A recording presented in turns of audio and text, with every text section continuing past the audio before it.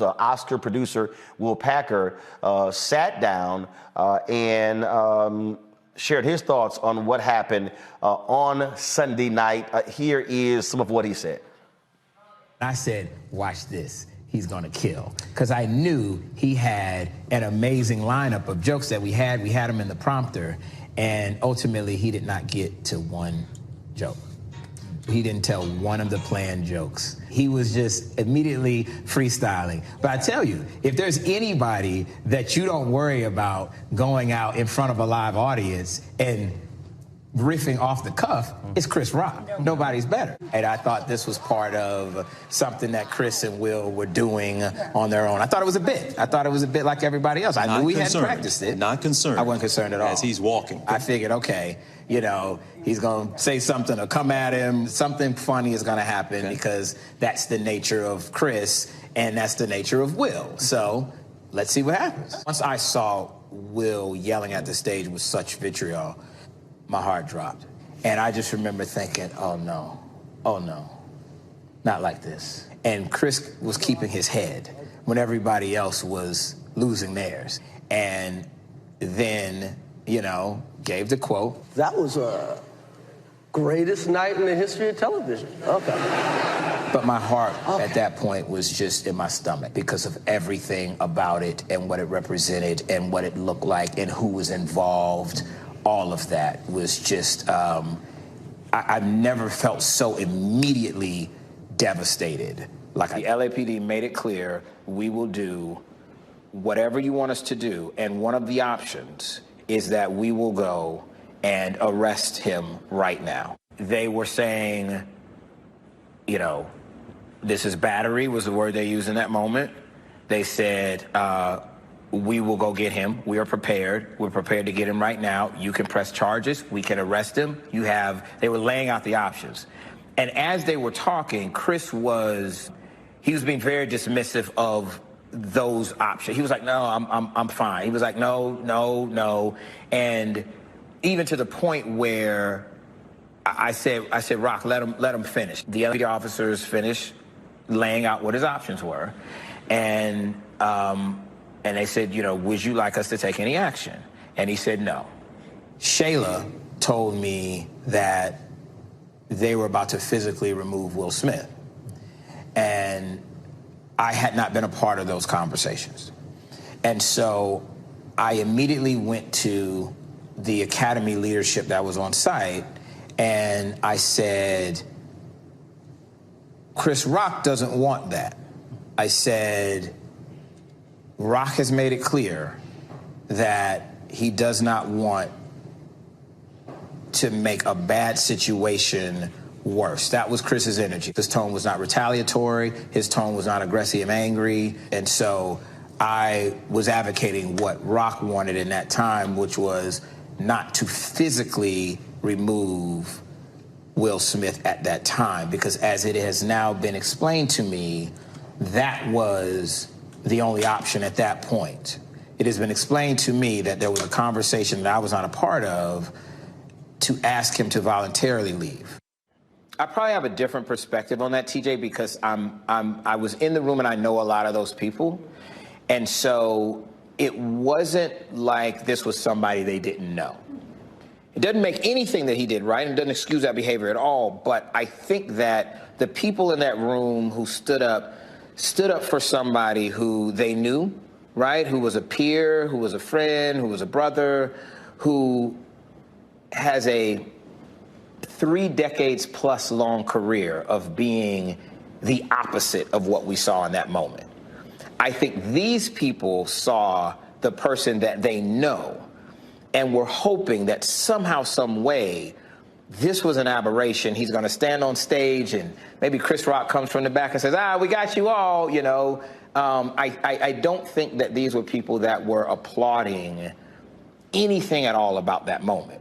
And all these people saw their friend at his absolute worst moment and were hoping that they could encourage him and lift him up and that he would somehow try to make it better. I mean, this is Today is Friday. Today is Friday. Hey, Kelly, what I said on Monday,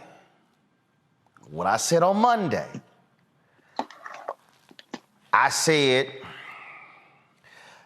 I hope Will meets with Chris face-to-face on Tuesday, by Tuesday, to personally apologize. I said, otherwise, I know what's about to happen. This is going to be a constant media firestorm. The thing that I am always trying to tell people, it's like, yo, I've been in this news business my entire life. And every action, everything that happens, if another thing happens, it's another news cycle. Mm-hmm. And so Monday's news cycle was the slap. Tuesday's news cycle was the apology. Wednesday's news cycle was the Academy saying they asked them to leave, we knew they were lying. Then we saw the other stories. And then Thursday. So now here we are Friday. And now there's the investigation. And then now the members of the Academy are hot because apparently on Tuesday there was a 6-minute Zoom between Will and the president and the CEO of the Academy or the chair. And they didn't tell anybody. It's back and forth. And again, this is the thing that Chris has his show in Boston. He speaks about a minute on the whole deal. It goes on. And people keep saying, like, as a matter of fact, there was a tweet from Questlove where he was like, can we end this? It ain't gonna end.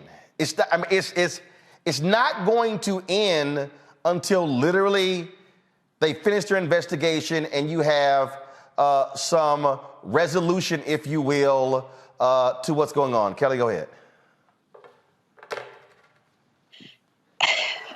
Like Questlove, I am tired of talking about this situation, but it is in the news cycle, so we're going to do it.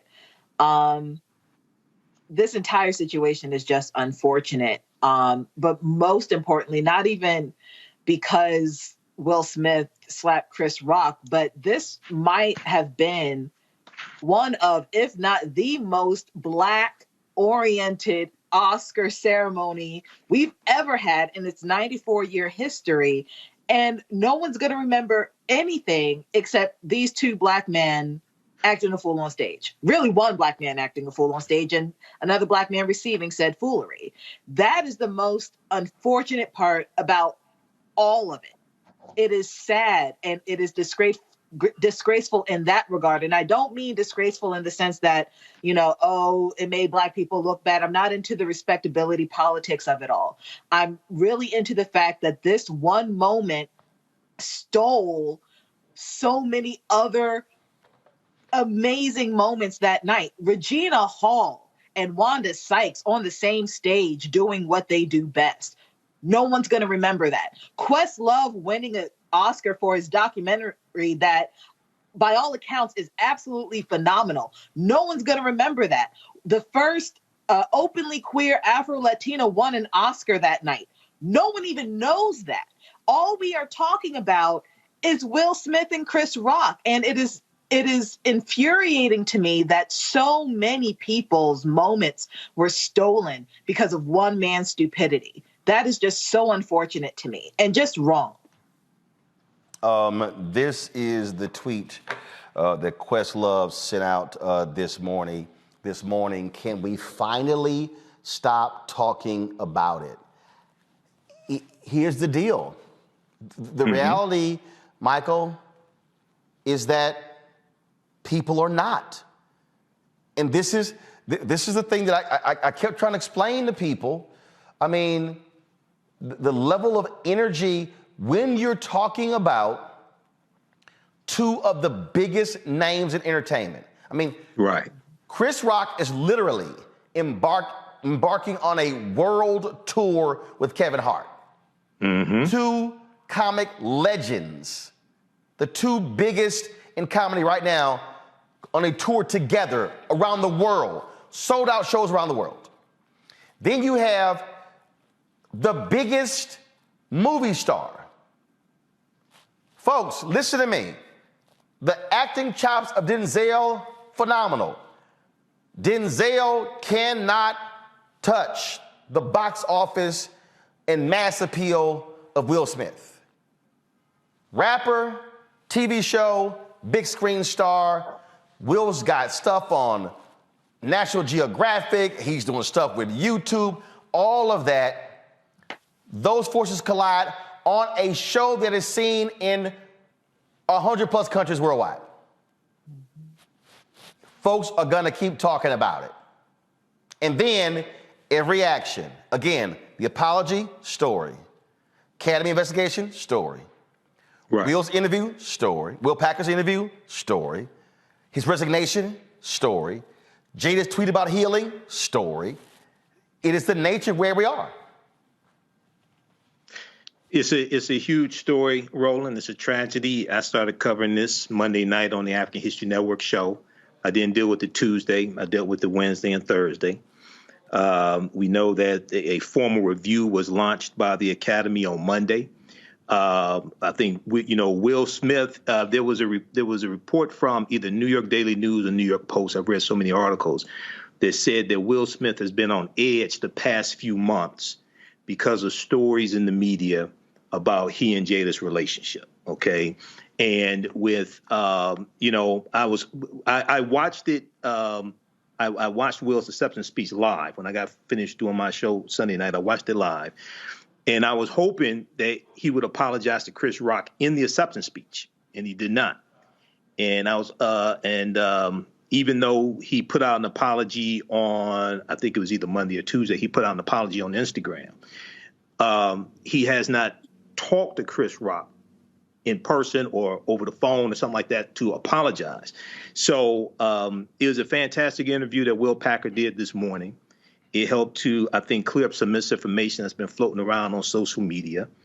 I wish he had done the interview here on Roland Martin Unfiltered, but he did it on Good Morning America. Also, in that interview, I didn't hear anything in that interview that said the Academy lied either. From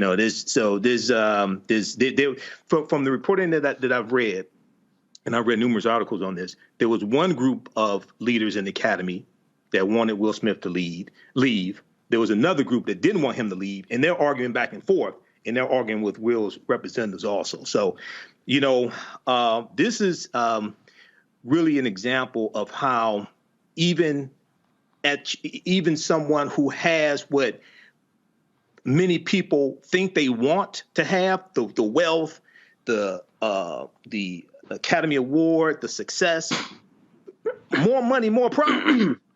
You still got problems. Well, and that's the thing that people don't quite don't understand, don't get. The thing here. Give me a second, because I actually found the actual full statement. What he said was that do not pull it up, please. I'm trying to remove this email from the top. So just hold on. Okay, there we go. Here we go. First of all, he said, I have directly responded to the Academy's disciplinary hearing notice, and I will fully accept any and all consequences for my conduct. My actions at the 94th Academy Awards presentation were shocking, painful, and inexcusable. And then that's when he goes on to say, the list of those I have hurt is long and includes Chris, his family, many of my dear friends and loved ones, all those in attendance and in global audiences at home. I betrayed the trust of the Academy. I deprived other nominees and winners of their opportunity to celebrate and be celebrated for the extraordinary work. I am heartbroken. I want to put the focus back on those who deserve attention for their achievements and allow the Academy to get back to the incredible work it does to support creativity and artistry in film. So I am resigning from membership in the Academy of Motion Pictures, Arts and Sciences and will accept any further consequences the board deems appropriate. Change takes time, and I am committed to doing the work to ensure that I never again allow violence to overtake reason. Matt, here's the deal. People are already asking. No, this does not mean that Will Smith can't act. No, you don't have to actually be a member of the Academy to be able to act. What it means is he is not a voting member of the Academy when it comes to the folks, when it comes to not for the Oscars. What it also means is, depending upon what the board decides, he's still eligible to be nominated for awards in the future. But But the reality here, Matt, and I got people who are saying, well, why are you still talking about it? Because the reality is, it is still news. It is still a news story. So whether we like it or not, it is still a news story. That's what it is, Matt. It's a news story. It's a news story involving two of the biggest entertainers in the world, as you said. And I think it's a news story that sheds a light on some of the things that we talk about here, including criminal justice. I'm a big Will Smith fan. I always have been. But the reality is he committed a crime in front of millions of people and was not arrested. The fact that LAPD went and asked whether they wanted him arrested is crazy if you think about it, because people get arrested all the time for things that are on video, and police develop probable cause days later and go hook them up. So I don't say that to make an indictment of Will Smith as much as I say it to say this is an interesting situation, and a situation that is obviously news because of who's involved. But it's also a situation that shows that, kind of to Michael's point, everything that glitters ain't gold. But the reality is this doesn't happen to an average person. If you went up to somebody and slapped them at their job on a surveillance video, wherever you are, the police are coming and hooking you up. They didn't hook up Will Smith because he's Will Smith. And I don't know what you take from that, but that's what I think contributes to the fact that this is going to be a major news story because it involves such major people. So Black Star Network is here. Hold no punches. I'm real revolutionary right now. Support this man, Black Media. He makes sure that our stories are told. Thank you for being the voice of Black America, Roland. Stay black. I love y'all. All momentum we have now, we have to keep this going. The video looks phenomenal. See, there's a difference between Black Star Network and Black-owned media and something like CNN. You can't be Black-owned media and be scared. It's time to be smart. Bring your eyeballs home. You dig?